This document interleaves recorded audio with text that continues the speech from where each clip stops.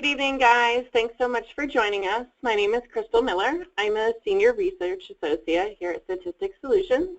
I'll be doing your webinar this evening, Navigating Your Literature Review, Tips and Tools to Save Time. Okay, so your literature provides the context of the study, both empirical and logical, and it builds a coherent argument that answers why the study needs to be conducted.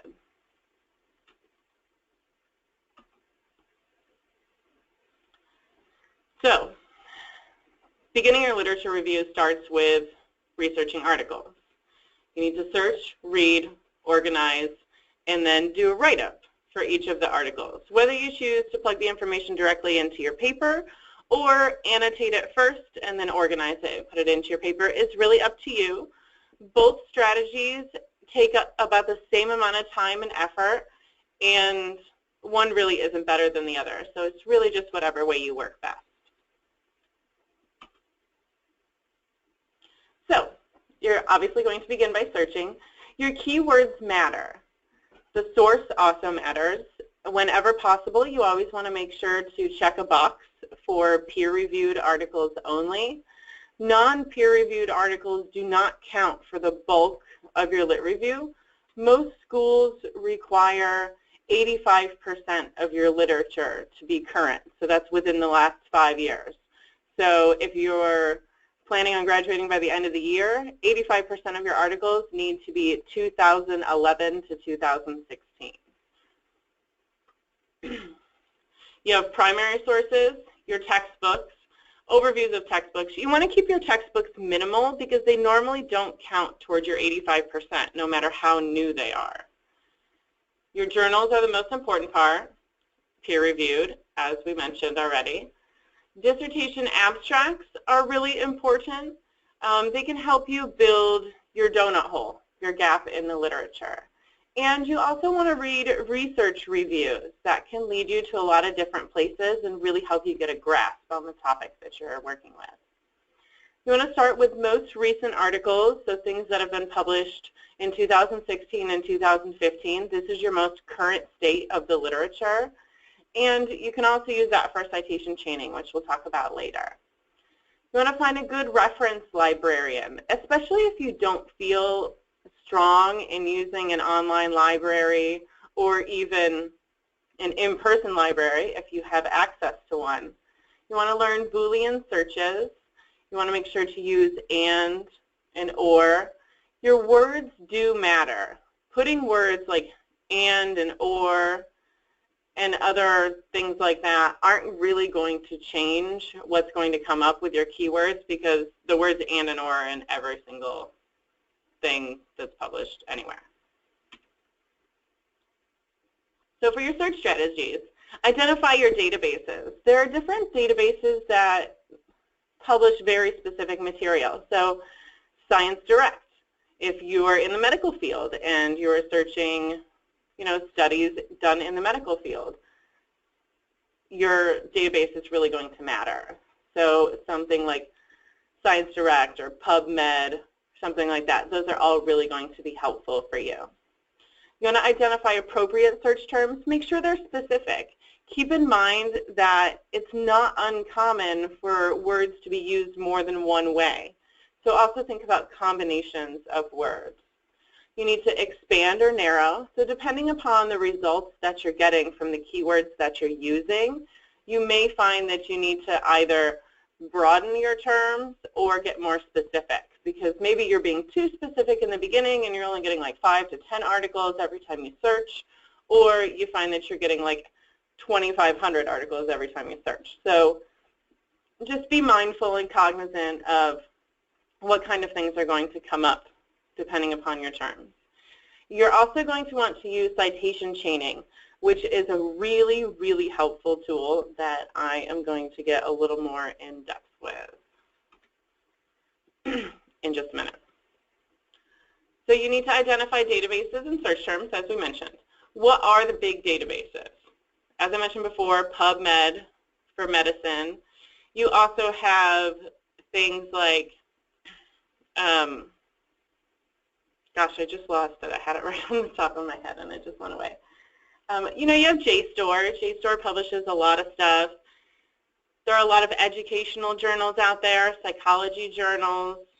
It's really easy to locate the journals, and you can locate their actual websites to find out the nature of the things that they publish.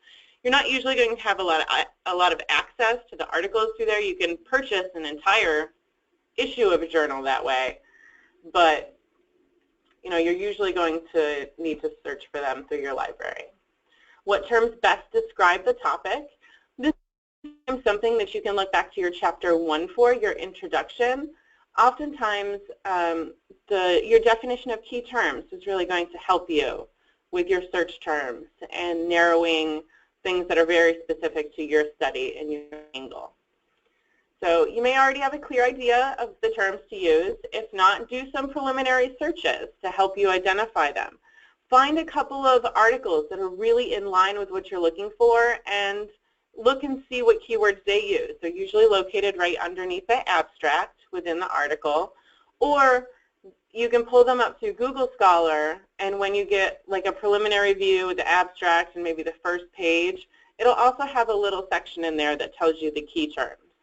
So that can help you identifying them if you're struggling. Expanding or narrowing.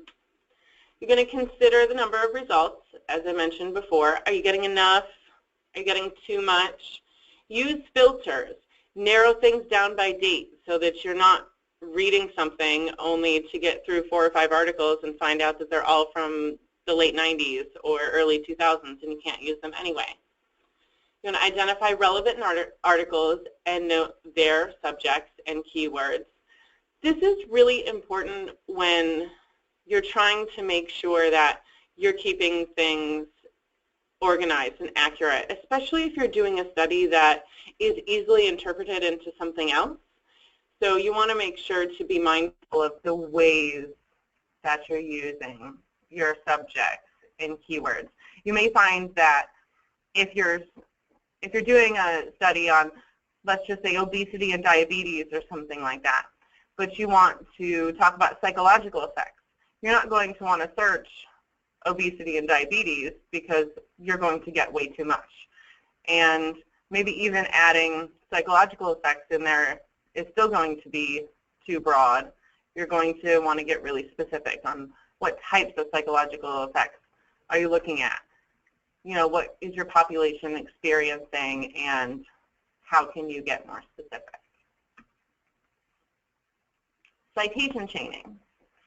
Use relevant resource to find more relevant resources by looking at who they cite and who cites them. This is really, really easy to do if you use Google Scholar. Scholar.google.com can be your best friend when you are locating literature.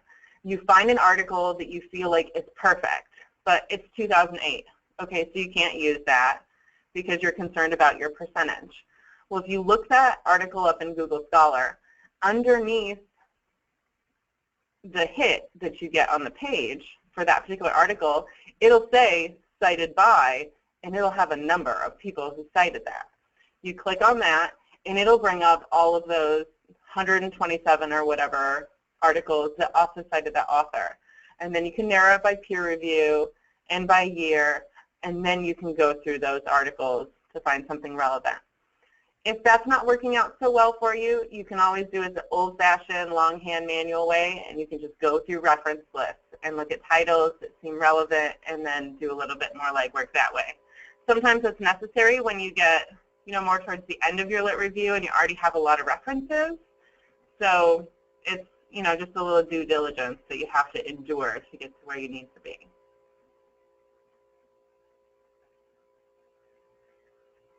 Reading strategy. You can lose like 6 months of your life reading through literature to try to compile something for your literature review. So adopt a strategy. You read the abstract, the introduction, and then scan through the topic sentences, which are the first sentences in every paragraph, and then skim the discussion to see what they found and, you know, recommendations and stuff like that. If it's interesting and it seems in line, then read the rest of the article. Don't tackle every article reading every single word. You're it's really just going to be super frustrating at the end. So work smarter, not harder, and identify the problem, the research question, the research design, and who or what is being studied. Sample size, the measures or instruments that were used, how the variables were operationalized, and what the procedures were that they used to get to the results. What type of analysis? Did they use correlation or regression? And constantly ask the so what question. Why was this particular research meaningful? And is that in line with yours? Can you make it meaningful to you? Organizing. Use a system of keeping notes. Group articles into categories or themes. A lot of people use spreadsheets.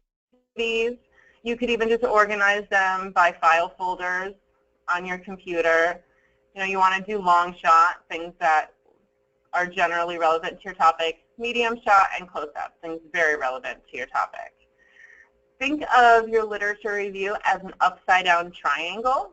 You should start off with the long shot stuff and then move into the medium shot and then end with the very narrow stuff. So that by the end of your literature review, your reader has come to the same conclusion that you have, which means they're asking the same questions that are your research questions. Keep track of databases and search terms so that you're not making the same searches in the same databases over and over again. It's not going to elicit any new results unless, you know, 1 or 2 new studies have been published since last week when you searched last time. Use a reference management software. Zotero, RefWorks, EndNote. These are all really useful. However, do not rely on these for your reference list. They can help you, at least do not rely on them solely for your reference list. You can use them to compile your preliminary reference list, but they're not completely APA accurate. So don't just pop them in your reference list and then never look at them again. That's going to cause you lots of trouble in the end. So do make sure that you're still going over the APA handbook and you're still double checking your reference list. Also, something to keep in mind is when you use those and you create in-text citations, those are also not always formatted properly. So it can be useful, but still be mindful of the need for editing. So you don't have to cite everything you've read. You only need to cite the stuff that's really relevant and the stuff that you're going to use, the stuff that you're going to talk about in your literature review. This isn't high school where you're doing a reference paper and your teacher's like, well, everything that you read that may have influenced something that you have to say. No, this is doctoral level study. They expect you to be able to glean a certain amount of information as you work through your education, you know, to get to this point. So only cite anything that appears in your paper. Chairs will check your citations in your paper to the citations in your reference list. So make sure that those also align. Don't have things in your paper that aren't in your reference list and vice versa. Do not quote to death. Most schools cap your match through Turnitin at about 12%, and that includes direct quotes. So just be really mindful of how much space and how much of that percentage can be eaten up really fast by direct quotes. Not only that, some chairs won't let you use direct quotes at all because you're supposed to be putting forth, you know, your own knowledge and what you've learned along the way. You should be able to summarize everything in your own words. Use a lot of subheadings. This is where you're going to want, you know, level 1, 2, and 3 headings. You may even occasionally find it necessary to use a level 4 heading. If you have any type of narrative on a topic that spans more than 2 pages, it probably needs at least 2 subheadings. And you cannot use a subheading. So if you have a level 2, which is your bold left flush heading, if you do a level 3 heading underneath that, which is the indented one with the period after it, you need at least 2. You can't have just one subheading underneath another heading. So just be mindful of how you're organizing and your flow and stuff like that. But it makes it so much easier for anyone to read through your lit review because they're usually anywhere between 30 and 60 pages. That's a lot to get through when you're just reading pages and pages of narrative without any kind of breakup. Summarize your sections often. Anytime that you get to the end of a section and you have a level 1 heading coming next, there should always be a summary at the end. Transition between paragraphs and between sections. Those nice leading sentences that, you know, we all learned to death while we were growing up and writing. Use those wisely. They're really going to help with your flow so that your lit review doesn't read choppy. For your lit review conclusion, you want to solidify your argument. So not only are you going to review the key points of what you have talked about in your lit review, but that's really where you're going to drive it home and make sure that, you know, your reader has gotten to the heart of what you're trying to say, that they've come to the same conclusion that you have and they're asking the same questions. So questions, this is a nice little example. Questions simulated by limitations of the homework study. Several questions were simulated by the findings of the homework study. In this section, I will discuss problematic findings, construct hypotheses as to what may have, yada, yada, yada. One puzzling finding from, you know, from such and such a study is a couple of limitations in the study hindered the usefulness and generalizability of the marker strategy. The first one was, I also wondered whether the markers from her study were applicable to other therapies from different theoretical orientations.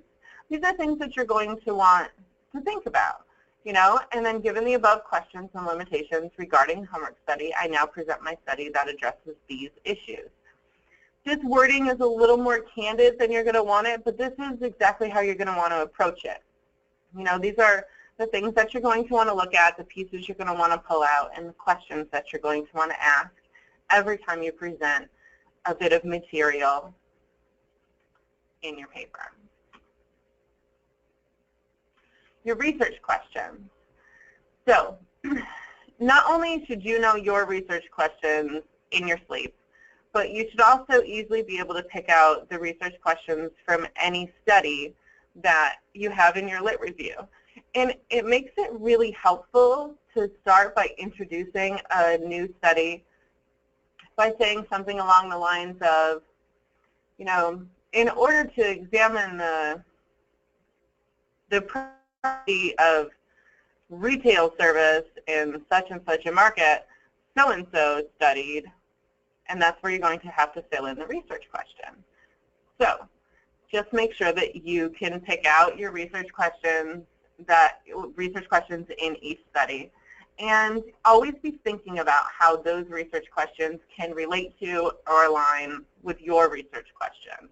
Make sure that you're always making a link to your study from these other studies.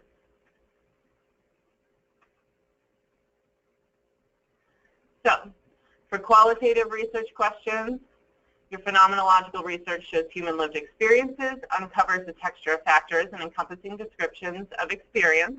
Lots of times your chair is going to want you to include whether each study that you mention is qualitative or quantitative.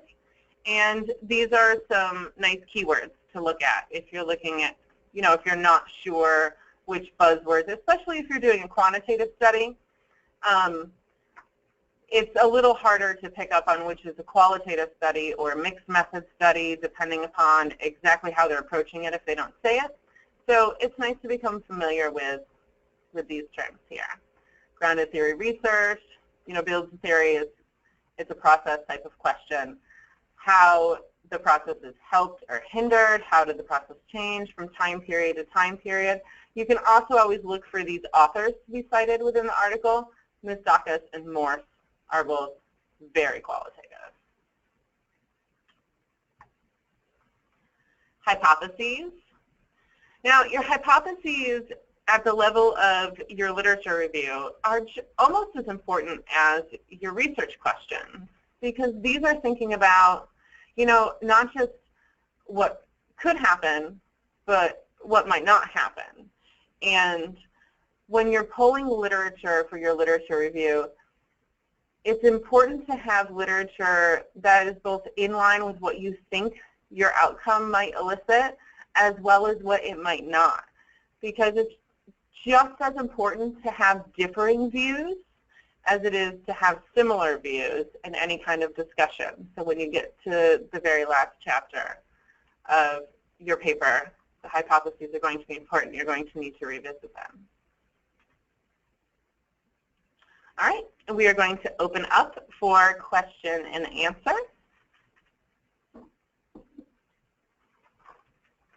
First question is from Rhonda. Does your lit review differ according to the type of research methodology, i.e. quant or qual? No, not really, because the literature that surrounds your topic is still going to be the same literature, no matter what your particular approach is, whether you're taking a qualitative approach or a quantitative approach. This is probably the only chapter that doesn't hinge on your type of methodology. And if you get to, let's say, your chapter 3 to your methodology, and God forbid someone says that you need to switch from qual to quant or quant to qual, your lit review is really the only thing that's not going to have many changes to it, if that ever happens. All right. Tarlisha asks, sorry if I said your name wrong, how many outdated review articles can you get away with using in your dissertation? So 15%.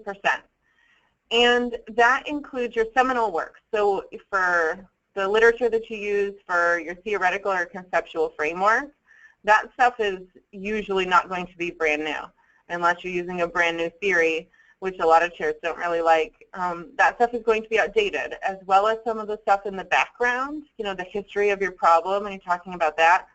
But keep in mind that it's 15%. So that's not a hard number because it depends upon how many articles you end up with overall. A. Bass asks, is the lit review in present or past tense? So this depends on which part of the dissertation you're at. So when you write your proposal, it's usually written in present tense. However, when you're talking about other people's stuff, it all happened before yesterday, so it should all be in past tense. If you are saying anything about that literature in the context of your current study, then it's going to be present tense until you get proposal approval, and then everything in your first 3 chapters will have to be changed into past tense. Really annoying, I know. There are a few chairs who will let you start off writing everything in past tense, but most of them want you to write in present tense until you get to there. So just keep in mind, if you're talking about anybody else's literature, you're going to refer to it in past tense because it's not happening right now. So it's all already happened. It's all in the past. So you're going to say, like, Moustakis noted, blah, blah, blah. It should always be in past tense. Sapphire asks, how many pages does the lit review section have to be? I've heard it can't be less than 25, and others say less than 50, or greater than 50. This really depends on your school and your chair. I have seen a lot of literature reviews get through anywhere between 25 and 35 pages. 25 is usually the bare minimum. And that's only if you are researching a new problem and you've exhausted the literature and that's really all there is.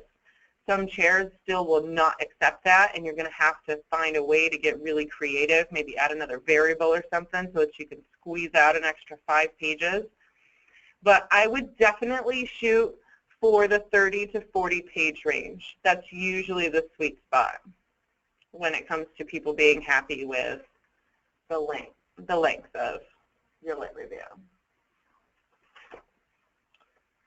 So Marcia asks, can you explain the difference between qual and quant research? Qualitative research is where you're using interviews. You are exploring people's lived experiences. And quantitative research is where you are exploring something through the lens of an instrument. So you're using like the job satisfaction survey or something like that, where people answer in a numerical value instead of verbal in words. So that's really the difference. You are either doing interviews and measuring people's responses and looking for themes among those responses, that's your data analysis, or you're using an instrument and you're analyzing it with correlations or regressions or something like that. We do also have webinars on those in the archives, and I believe we have a qual webinar coming up in, not next month, but the month after. Alan asks, the lit review should be how much of the paper in a technical PhD dissertation? Well, that really depends. That's not an easy answer. Generally, an introduction runs anywhere from like 12 to 17 pages. Let's say your lit review is 30 to 40 pages. Your methodology is going to be about 20 pages. Your results, that's really going to depend on how much data you have, but those can range anywhere from 15 to 25 or 30 pages. A qual results chapter can get really long. And then your discussion, your chapter 5, is usually approximately the same length as your introduction, unless it's the qualitative chapter 5. Then it's longer because you have to talk about each theme. So it's definitely almost always the biggest chapter, so it's the biggest chunk compared to any of the others, but it's not like half your dissertation or anything. I would say it's probably 20 to 25% of the pagination. Leander asks, so the lit review is supposed to justify your study? Absolutely. The lit review justifies the context of your study. It allows the reader to come to the conclusion that what you are studying still remains a gap in the literature. So people have studied, a lot of chairs explain it as a donut. So your study falls in the hole of the donut, and the stuff that appears in your literature review is the donut that appears around the hole. So it goes, and you start from the outside, almost like a record player, and you go around, and you eventually get to the middle, and then that hole in the middle is the end of the literature review. That is the conclusion that your study is necessary. It's the gap in the literature. So yes, the lit review does justify your study and your background and your problem and all of that. Andy asks, the problem is my research question has 2 possible approaches, and I'm having difficulty finding recent studies after 08. Why don't you email us something a little more specific about that? That's a little vague, and I'm not sure what you mean it has 2 possible approaches. Marcia asks, can you please explain the upside-down triangle? So the upside-down triangle, it just means, think of it as a funnel, an upside-down triangle, or so you're going to start really broad, you know, where the literature is going to be really full because you're talking about an overview, a big picture, and then as you work through your literature review toward the end, you're going to get more and more narrow so that it's closer and closer to the study that you're doing. Maybe the variables are slightly different, or the geography is slightly different, the time frame is slightly different. Let's say you're doing let me give you an example. Say you're doing an educational study, okay? And you want to do an educational on, I don't know, Desiree, I'm just going to use your topic. I know you're in here. So you're doing a study on race to the top, some sort of implementation of legislature for education. You're going to want to start really broad. So you're going to want to start with, you know, earlier studies or really broad studies that just looks at the big picture of race to the top. And then maybe you're going to want to look, you know, you're going to narrow it down to race to the top depending upon income factor or race or ethnicity, or you're even going to look at it maybe from the aspect of the teachers or something like that. But as you get down to the bottom, the studies that appear at the end should be the studies that are closest to your study, but not exactly the same. Because remember, if you highlight a study that's exactly the same as yours, there's no point in doing your study because you no longer have a gap in the literature. So the studies that you start with in the beginning should be really broad. They should be overviews of the topic. And then as you get down towards the bottom, they should be really narrow. The variables should become more and more similar to the ones that you're measuring, but they shouldn't be exactly the same, because by the time you get to the end, you still want your readers to be saying, okay, well, people have studied race to the top in all these contexts, but they haven't looked at it in this context yet. So that's where the gap in the literature remains. And the page lengths, again, Marsha also asked me to repeat the page length. Generally, you definitely do not want to be less than 25 pages. Depending upon your chair, they may not even count your introduction to chapter 2 or your literature search strategy or your theoretical framework or conceptual framework, whichever one you're using. They're going to count only the review of the literature from where that actual heading starts. So it should be at the very least 25 pages from there on and go up to anywhere from 50 to 60 pages. I would say 60 pages is a little excessive, and you could probably cut that down. Maybe you're being a little verbose, and you can, clean it up and make it a little more concise, but definitely not less than 25 pages unless you get special clearance from your chair, and try not to go over 50 pages. Remember, people have to read it, and you don't want them to get bogged down in your literature review. You want to make sure that, you stay nice and straight to the point and clear and concise so that you don't lose anybody along the way. So Marcia asked, is the lit review different for the PhD versus the DBA? A little bit. So the DBA approaches your, the problem that you're studying for a DBA is a business problem instead of a gap in the literature. So your angle is going to be slightly different, but the requirements, like the guts of the literature review, are still going to be the same. You're still going to have the same components and all that. The only other thing to keep in mind is that lots of DBAs have a second literature review that appears in the final section, in the section 3. So make sure that you're aware of your template and you know if that's coming or not, because that can be a little crushing to your spirit if you get all the way to the end and realize you have to write another lit review. So, but as far as the components of them and searching and finding literature and putting it all together and organizing it, that stuff is all exactly the same. It's just the way that you're going to approach it. So, you're not going to be looking for a gap in the literature per se. You're going to be looking for someone who hasn't answered your business problem. Leona asks, when writing a lit review, how do you come up with the sections of your lit review? Is it based off the variables you are studying? Very much so. Every variable that you are studying, I would say 100% of the variables that you are studying should have a level 1 heading present in your lit review, and even possibly a few subheadings underneath it. Each one of them needs to be explained. And that's where you can start to get a little narrow.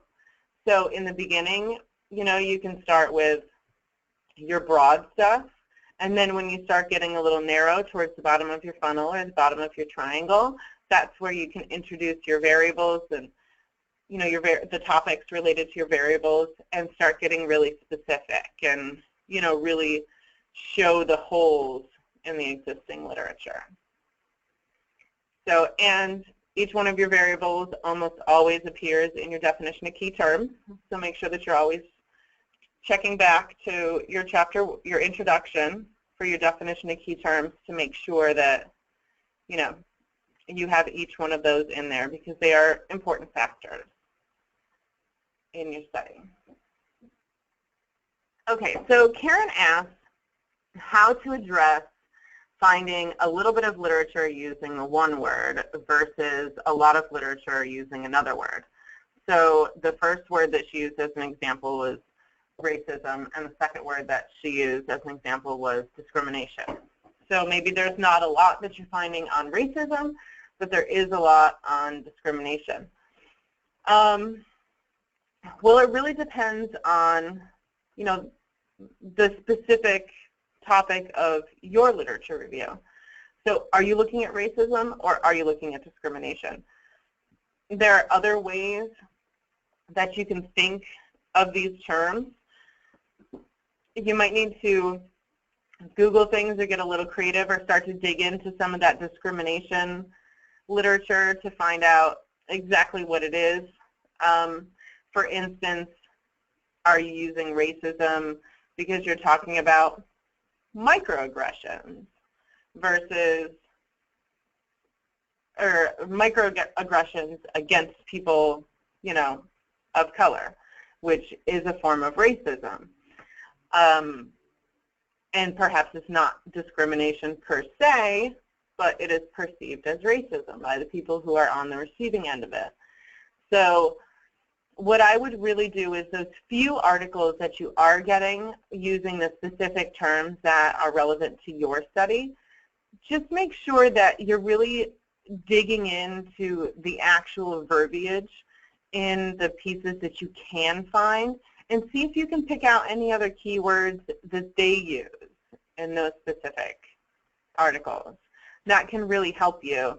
And then you can get a little creative with them and start using, you know, some combinations of words that are similar but not exactly the same to see what you can pull out. So A-Base asks, should you have a separate page with key terms, so not define words as you're writing your literature?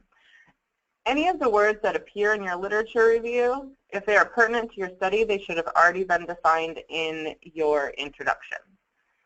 So it is probably helpful to keep some sort of Word document or Excel document or something like that, keeping track of the words that you've used so that you're not duplicating them and so you can see which combinations of words that you've used.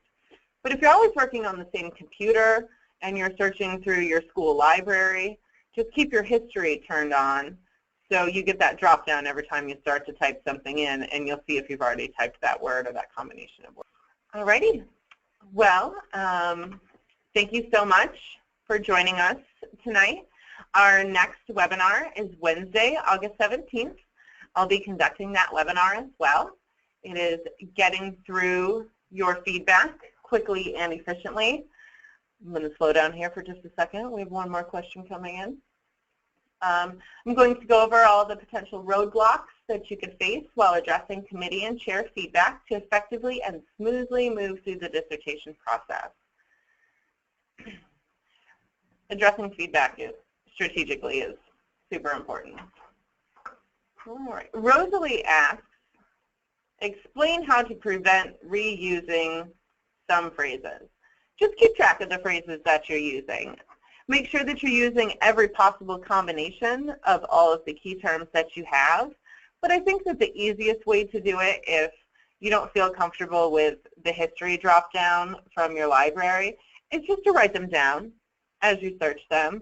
You don't need to keep track of which articles came up from which search, but you know, just keep a sheet of scratch paper or something next to your computer and write them down. And also keep in mind that it doesn't matter what order the words are in, they're still going to come up with the same thing. So if you're searching teacher job satisfaction, searching job satisfaction teachers is going to give you the same thing. So just flip-flopping those words isn't going to make a difference. So just keep track of the combinations that you're using for the words, and I mean, I personally find that writing them down is the best way, so then you can look at them and, you know, sometimes being able to see them and read them and then type them and see them on the screen in a different way will give you new ideas of how else to be able to approach, or maybe you'll think of another word that you hadn't been using already. So Marcia asks, is there a software or website for word phrases? That's a really good question. I'm not sure. but I'm sure that if there is, it would definitely come up if you Googled it.